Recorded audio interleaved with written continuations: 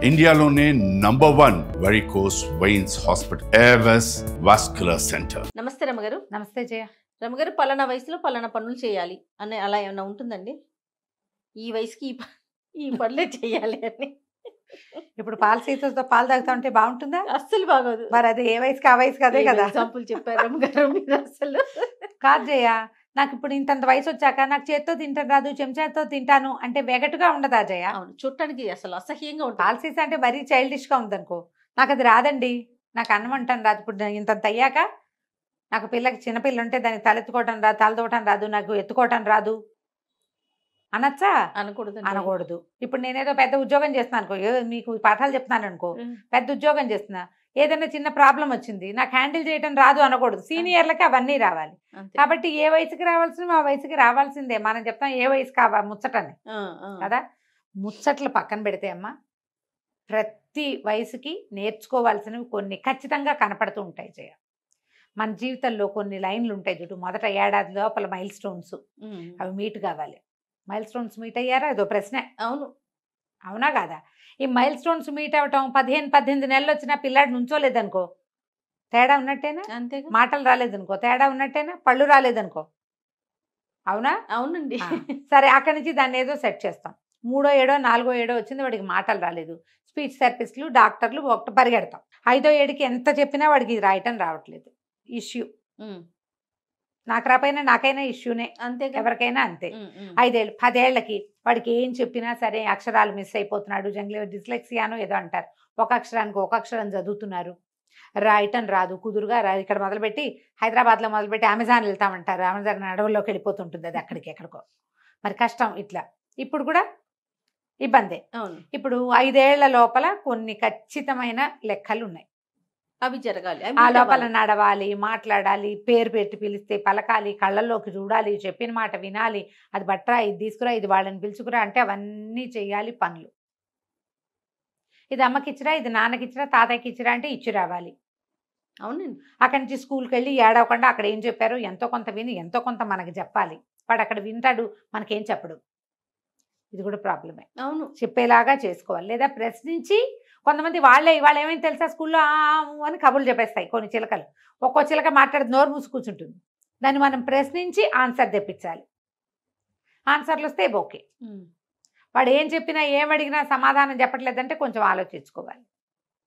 ఇక ఈ 5 పోయాక ఇంకా 10 ఏళ్ల లోపల 10 ఏళ్ళకి కొంచెం లెక్కలు, కూటికలు, తీసివేతలు, ఇంగ్లీషు, తెలుగు, హిందీ, సంస్కృతం ఏదో ఒకటి వాళ్ళకి ఏముంటే అవి కొన్నైనా రావాలి. మనం ఏదైనా ఒకటి చెప్తే దాన్ని మళ్ళీ కొంచెం మార్చైనా మనకి చెప్పగలగాలి. అది రాకపోతే నేర్పించాలి. దీంతో పాటుగా మనం 5 ఏళ్ల లోపలే పిల్లలకి అన్నం తీసుకుని తినటం రావాలి, బాత్రూమ్కి చెప్పడం రావాలి, వెళ్ళటం రావాలి, వాళ్ళే వాష్ చేసుకోవడం రావాలి. 10వ ఏడు లోపల నీళ్లు పోసుకోవడం, స్నానం చేయటం, తలకాయ రుద్దుకోవటం. ఓ పూట మన ఒళ్ళు గట్టిగా తోమిపోసినా 2వ పూట ఒక చెంబు నీళ్లు వాళ్ళే పోసుకోవాలి. 10 ఏళ్ళకి 10 ఏళ్ళకి మా పిల్లాడికో పిల్లకో స్నానం చేయటం రాదు అంటే మీరు అడ్డంగా ఫెయిల్ అయినట్టే. వాళ్ళు కాదు, మనం, మీరు పేరెంట్స్ నేర్పించాలి. పళ్ళు తోముకోవటం రావాలి, పుస్తకాలు సర్దుకోవటం రావాలి, బట్టలు ఒబ్బిడిగా ఉంచుకోవటం రావాలి, తల రేగిపోతే దువ్వుకోవటం ఎంతో కొంత.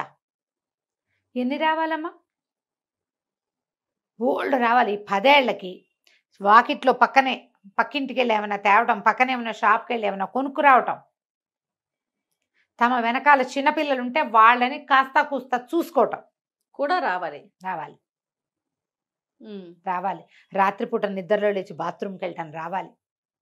వాడు కొంచెం సరిగా వేసుకోక్కర్లా, మనమే వేస్తాం.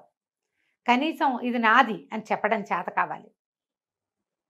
ఇది నాది, నేను ఇది, నాకు ఇది ఇష్టం అని చెప్పడం రావాలి. ఎప్పుడు నువ్వు ఏది పెడితే అది తినేస్తూ ఉండాలని అనుకోకూడదు. పిల్లవాడికి సొంత టేస్ట్లు, పిల్లకి సొంత ఆలోచన 10 ఏళ్ళకి రావాలి. ఈ 10 దాటి 15 లోపల సైన్స్ రావాలి, ఇంగ్లీష్ రావాలి, సోషల్ రావాలి, అన్నీ రావాల్సిందే వీళ్ళకి. దీంతో పాటు జాగ్రత్త రావాలి. ఎవరినైనా హలో అంటం రావాలి, ఇంటికి వచ్చిన వాళ్ళని పలకరించడం రావాలి, ప్రశ్నకి సమాధానం చెప్పడం రావాలి, బాధ్యత తీసుకోవడం రావాలి, తమ సొంతది ఇంటిది కూడా. ఇవన్నీ నేర్చుకోవాలి లేదా నేర్పించాలి. ఇది పెద్ద పాయింట్, టు బి అండర్లైన్డ్. నేర్పించాలి. నేను ఇప్పుడు ఉద్యోగస్తులైన తల్లుల పిల్లలకి చాలా వస్తాయమ్మా. ఇంట్లో ఉండే తల్లులు అంటే నేను కూడా అనుకో పిల్లల్ని కొంచెం మోసేస్తూ ఉంటాం, మోస్తాం బాగా. వాడికి ఏం చేయక్కర్లా, వాడికి ఏం రావక్కర్లా అని మనమే చేస్తాం. ఏదో వాడు చదువుకుంటే చాలు అనుకోండి. అలా చేయకూడదు. సెల్ఫ్ డిపెండెంట్గా ఉండాలి పిల్లలు. మనం అన్నీ చూస్తూ కూడా వాళ్ళకి ఇండిపెండెంట్గా ఉండడం చేత కావాలి. మనం లేపైనా ఓ 2 గంటలు కథ నడవాలి అక్కడ. ఓ రోజు ఊరెళ్ళినా కథ నడవాలి, వాడే ఏదైనా ఊరెళ్ళినా కథ నడుపుకోవాలి. తమ అండర్వేర్లు అవన్నీ కొంచెం జాడించి ఆరేసుకోవటం రావాలి పిల్లలకి. ఇన్నర్స్ జాడించి ఆరేసుకోవటం, స్నానం చేసిన టవల్ ఆరేయటం, స్కూల్ నుంచి వచ్చాక షూస్ సాక్స్ ఒక చోట పెట్టడం, సాక్స్ షూస్లో పెట్టడం, ఉతకాలంటే తీసుకెళ్ళి ఉతికే చోట ఎక్కడో చోట అక్కడ పడేయడం, బకెట్లోనో వాషింగ్ మెషిన్లోనో రావాలిగా. అయిందా? ఇక ఎన్ని చెప్పాను చూడు, ఇంకా నేను 100 వదిలేశాను చెప్పిన. అక్కడి నుంచి ఏదైనా వండటం రావాలమ్మా 15 ఏళ్ల లోపలే. పిల్లకైనా పిల్లవాడికైనా డైనింగ్ టేబుల్ మీద పెట్టడము, ఒకేదో కంచాలు కింద పెట్టుకుంటే అక్కడ పెట్టుకోవటము, సొంతంగా సర్వ్ చేసుకోవటము, కింద మీద పోయకుండా ఉండటం, అన్నం చుట్టూతా కింద పోసుకోకుండా ఉండటం, బట్టల మీద పోసుకోకుండా ఉండటం, దేనికి దానికి సపరేట్గా చేసే ఆలోచన విధానం రావటం. వీటితో పాటు వాళ్ళకి బోల్డ్ విద్యలు, సొంత విద్యలు వస్తాయి. అవును. మనకు దొంగ వేషాలు వేయటం, మన జేబుల నుంచి పర్స్ నుంచి డబ్బులు కొట్టేయటాలు అవన్నీ వాటి వాళ్ళకి నేర్చేసుకుంటారు. మనం ఖచ్చితంగా నేర్పవలసినవి ఇవి. కాస్త బజార్ వెళ్ళి వస్తువులు లిస్టు ప్రకారం తెచ్చేసేయటం, కూరలు ఎంచటం, పళ్ళు ఎంచటం. 17, 18 వచ్చేసరికి ఇవి వచ్చేయాలి. మావాడికి ఏమొచ్చు, వాడి మొహం అంటారు. 10 ఏళ్ల ఆడపిల్లలకి వచ్చింది 17 ఏళ్ల పిల్లాడికి రాదంటారు చాలా మందికి. మా అమ్మాయి అయితే ఆకుకూరలు బాగా తెస్తుంది, పిల్లాడికి వాడికి ఏం తెలియదు. వాడు కూచిపాపాయి అంటే కాదు, వాడు తమ్ముడు కాదు, వాడు అన్నయ్య, వాడు 17, ఇది 10 చిటిపిల్ల. అలా చేస్తే ఎట్లా? రేపొద్దున వాడి పళ్ళు వాడే ఎంచుకోవాలిగా. అంతేగా. వీటితో పాటు మీరు ఇతరులతో బాగా మాట్లాడటం రావాలి, కమ్యూనికేషన్ స్కిల్స్ రావాలి, నేర్చుకోవాలి. బట్టలు చక్కగా సెన్సిబుల్గా డ్రెస్ చేసుకోవటం రావాలి, సెన్సిబుల్ ప్రజెంటేషన్ చేత కావాలి. ప్రతి విషయానికి సరిగ్గా చేయకపోతే కేకలేసి నీకు రాదు నేనే చేస్తానని అనద్దమ్మా. మీరు 7, 8 ఏళ్ల వయసు అప్పటి నుంచి కూడా ఇలా చేసావేంటి, నీకు అప్పచెప్తే నువ్వు ఇలాగే చేస్తాను, నేను చేసుకుంటాలే పో అనద్దు. పక్క నుండి చేయించండి, దగ్గరుండి చేయించండి. 4 సార్లు చెప్పినా వాళ్ళకి రాపోయినా 40వ సారైనా మీరు చెప్పాల్సిందే, వాళ్ళు చేయాల్సిందే. కొంతమంది పిల్లలు అంతే. తర్వాత మీరు లేకపోతే వాళ్ళు మామూలుగా చేస్తారమ్మా. తల్లులు ఉంటే ఒక రకమైన కేర్లెస్నెస్గా ఉంటారు. ఎన్నిసార్లు చెప్పినా నేర్చుకో, రోజు లేపాలా, రోజు చెప్పాలా అని బాధపడుతూ అడుగుతూ ఉంటారు నన్ను కొంతమంది. చెప్పాలి, రోజు చెప్పాలి. మన గొడుగు నీడ ఉన్నంత కాలం చాలా విషయాలు చెప్తూనే ఉండాలి. కొన్ని అసలు మనం చెప్పక్కర్లా, ఆటోమేటిక్గా అయిపోతాయి. క్రమంగా పిల్లలు ఎప్పుడెప్పుడు మన చేతుల నుంచి వెళ్ళిపోయారో మనం ఊహించలేం కూడా. వాళ్ళ సంగతి అయిందా, ఇప్పుడు మన సంగతి కొద్దాం. వీళ్ళని 2022 దాకా కాచి కాపాడతామమ్మా. తర్వాత వాళ్ళు మనకి తాతకి దగ్గులు నేర్పిస్తారు. అమ్మ నీకు క్యాబ్ బుక్ చేసుకోవడం రాదు, అమ్మ నీకు బ్యాంక్కి వెళ్ళటం రాదు, అమ్మ నువ్వు అదేదో ఆన్లైన్ బుక్ చేసుకోలేవు, షాపింగ్ తెలీదు, నీకు డ్రెస్ సెన్స్ తెలీదు, నీకు అదేదో తెలీదు, ఇది కూడా రాదు, ఈ యాప్ అప్లికేషన్ ఎట్లా, మొబైల్ ఎట్లా పెట్టుకోవాలి, శాంసంగ్లో ఫోన్లలోనే డబ్బులు పెట్టుకునేది వ్యాలెట్లు అది ఎట్లా చేయాలి, నీకు రావు. అప్పుడు నువ్వేం చేస్తావు, ఈ 22 ఏళ్ల పిల్లాడో 18 ఏళ్ల పిల్లాడో మంచి గట్టివాడైతే పిల్లో దాని దగ్గర నేర్చుకుంటావు. అప్పుడు మనం ఇవి నేర్చుకోవాలమ్మా. 30-32 వచ్చేసరికి హౌ టు హ్యాండిల్ మనం ముందు మనని, సంసారాన్ని, పిల్లల్ని, నాన్నకి పిల్లలకి పడకపోతే దాన్ని. ఎప్పటికప్పుడు కొత్త పాఠమే కదా జయ. పైగా ఏ పిల్లకి ఆ పిల్ల యూనిక్ కదా. పెద్దమ్మాయితో హ్యాండిల్ చేసినట్టుగా పెద్దమ్మాయికి 22 ఏటే పెళ్లి చేసేస్తారు, చిన్నమ్మాయికి 28 అయినా పెళ్ళి అవ్వదు. అది వెందు మాట. ఆ పెద్దదేమో మన మీద పడేడుస్తుంది, నన్నేమో చిన్నప్పుడే పెళ్లి చేశారు, ఇది ఇంత వయసు వచ్చినా దీన్ని కూచిపాపాయిలాగా చూస్తున్నారు అంటుంది. అది వెందు. ఎన్ని ఇళ్లలో చూస్తాం జయ మనం. అవునండి. పెద్ద పిల్లలు మాత్రం కామ్గా ఉంటారు, వీళ్ళకి భయం వాళ్ళకి భయం, పెళ్ళిళ్ళు చేసేస్తారు. అవును. చదువులు కూడా చదువులు వాళ్ళ ఏర్పాట్లు అన్నీ ఒక రకంగా ఉంటాయి. రెండో వాళ్ళ దగ్గరకు వచ్చేసరికి అట్లా ఉండదు. మనం రెండో వాళ్ళని హ్యాండిల్ చేయటం నేర్చుకోవాలి. 22కి పెద్దమ్మాయి పెళ్లి చేస్తే 24, 25, 26కైనా 29 దాకా ఉంచకూడదుగా. కొంచెం ఇట్లా ఆలోచించాలి, మనం నేర్చుకోవాలి. అక్కడి నుంచి మనం సొంతంగా ఉండటం. దీంతో పాటు ఇంకొకటి ఉంది, ఎంప్టీ నెస్ట్ సిండ్రోమ్. ఎప్పుడైనా విన్నావా నువ్వు ఇది? వినలేదండి. వినలేదు, వినాలి. ఇప్పుడు మీరికా మీ పిల్ల చిన్నపిల్ల కాబట్టి నీకు తెలియదు. 18, 20, 22 వచ్చేసరికి పిల్లలు ఇద్దరు బయటికి వెళ్ళిపోతారు జయ. ఇక ఇల్లు ఉంటుంది మామూలుగా ఉండదు జయ. అంత ఖాళీ అంటే ఒక్కసారి రెక్కలు రెండు విరిచేసినట్టుగా ఉంటుంది. ఎంత ఖాళీ అంటే మన మాట వినేవాడు లేడు, మన అడిగేవాడు లేడు, మన మీద డిపెండ్ అయ్యేవాడు లేడు, మనం అనుకోవటానికి మనకేదీ లేదు. అంత ఇబ్బంది అనిపిస్తుందా రమ్య గారు? చాలా ఇబ్బంది జయ. అసలు పిల్లలు బయటికి వెళ్తే తల్లుల పరిస్థితి ఎలా అయిపోతుందంటే గూడు ఖాళీ అయిపోయిన భావన. దాన్ని కరెక్ట్గా మా ఫ్రెండ్ ఒకరు ఒక వాక్యం చెప్పారు తెలుసా, 24 గంటలు నొప్పులు తీసి, ఇది నార్మల్ డెలివరీ వాళ్ళకే తెలుస్తుంది, ఒక్కసారి పిల్ల బయటికి వచ్చేసరికి, బేబీ బయటకు వచ్చేసరికి తల్లిట కాళ్ళు చేతులు తేలిపోతాయిట. ఆ భావన నాకు 100 సార్లు కలుగుతుందండి, మా అమ్మాయి వెళ్ళిపోతుందని తలుచుకుంటే అంటారు. అది ప్రపంచంలోకి వెళ్ళిపోతుంది. ఆ పిల్లలు ప్రపంచంలోకి వచ్చినప్పుడు ఎట్లా అయిపోతుందంటే ఒళ్ళు సడన్గా పొట్టలో బరువంతా పోతుంది కదా. అంత ఒక రోజు ముందంతా మనం నడిచిన వంకర నడక నార్మల్ అయిపోతుంది. హ్యాండిల్ చేయలేదు. పోస్ట్ పార్టం చాలా పెద్ద సమస్య. అది సేమ్ ప్రాబ్లము మనం పిల్లలు పెద్దవాళ్ళు అయ్యాక ఈ కాలేజీల్లో చేరినప్పుడు, ఉద్యోగాల్లో చేరినప్పుడు, పెళ్ళిళ్ళు అయినప్పుడు అనుభవిస్తాం. మళ్ళీ ఒంటరిగా ఉండటం నేర్చుకోవాలి. నాకు కూడా తెలుసు అది.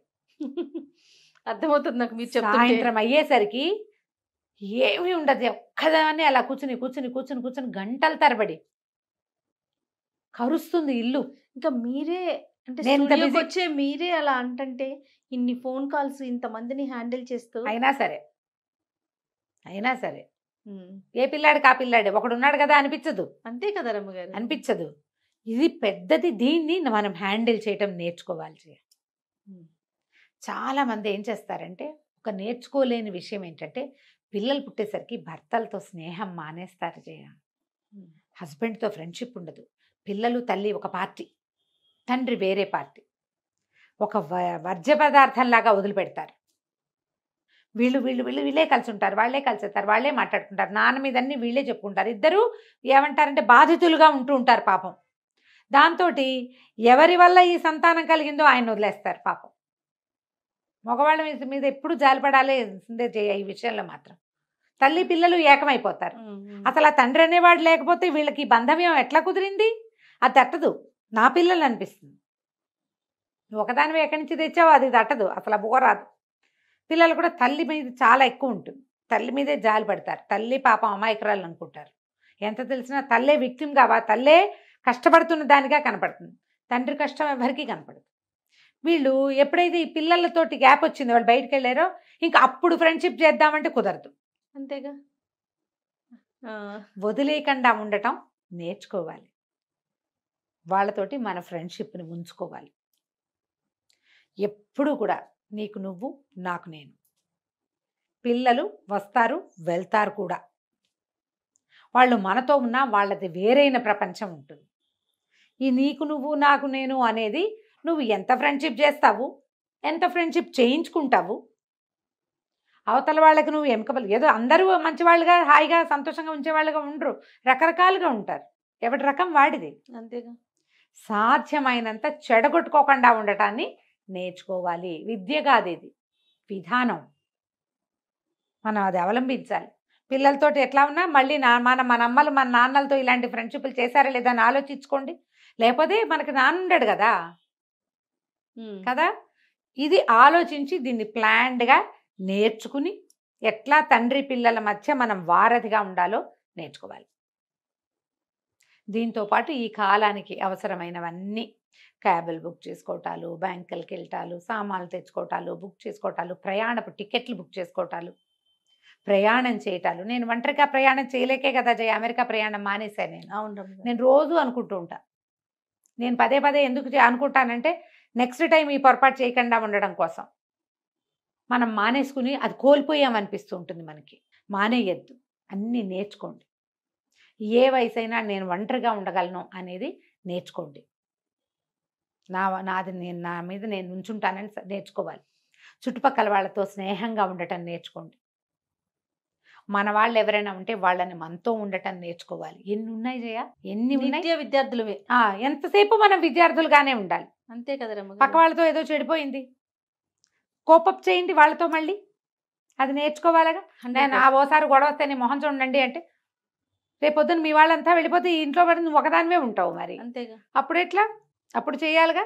అందుకని ఇవన్నీ మనం నిత్య విద్యార్థులుగా నేర్చుకోవాల్సిందే, ఏ వయసులో అయినా సరే. ఇంకా చాలా ఉన్నాయి అనుకుంటాను కదరమ్మ గారు. నేను చాలా తక్కువ చెప్పా. ఇప్పుడు నేను చెప్పింది ఒక జీవితానికి అవసరమైన విషయాలలో 2 వంతులు చెప్పా. ఓకే, 2% నేను చెప్పింది, వంతు కాదు. వంతు అంటే సగం అయిపోతుంది కాదు, 2% చెప్పాను నేను. ఒక జీవితానికి అవసరమైన వాటిలలో 2% నేను చెప్తే కనీసం 50% అయినా మీరు నేర్చుకుంటే మీ లివింగ్ బాగుంటుంది. ఆలోచించండి. తప్పకుండా రమ్మగారు, తప్పకుండా. చాలా చాలా చాలా ఇంట్రెస్టింగ్ అనిపించింది నిజంగా. ఇన్ని నేర్చుకోవాలి కదా, ఇన్ని మైల్ స్టోన్స్ మనం చేసేస్తాం, మనం జరిగిపోతా ఉంటాయి. కానీ కొన్ని రావు మనకి. ఇప్పుడు నా పాయింట్ ఏంటంటే మీకు ఏది రాదో అది ఆలోచించండి, దాని మీదకి అది నేర్చుకోండి. మా సంపత్ బావ చిన్నప్పుడు ఎప్పుడు భోజనం కంచం పెట్టినప్పుడు పెరుగన్నానికి ఎక్కువ పెట్టేసేది మా అక్కయ్య ఇంత పెట్టావు అన్నం అంటే ఎక్కువైంది ముందు తినేవే అనేవారు. సెపరేట్ చేస్తే ఎక్కువైంది ముందు తింటే పొట్ట పట్టుతుందా అన్నారు కాబట్టి చచ్చినట్టు తినేదాన్ని నేను. ఎప్పుడు నేను గుర్తు చేసుకుంటా, ఎక్కువ ఏదైందో అది ముందు చేసేయాలి మనం. అది మనకి ఏది రాదో అది ముందు నేర్చుకోవాలి, అది అవసరంగా తెలుసుకోవాలి మనం. అదే నేర్చుకోవటం ఇంకా. అంతే. సూపర్ అమ్మగారు. నమస్తే. నమస్తే జయ.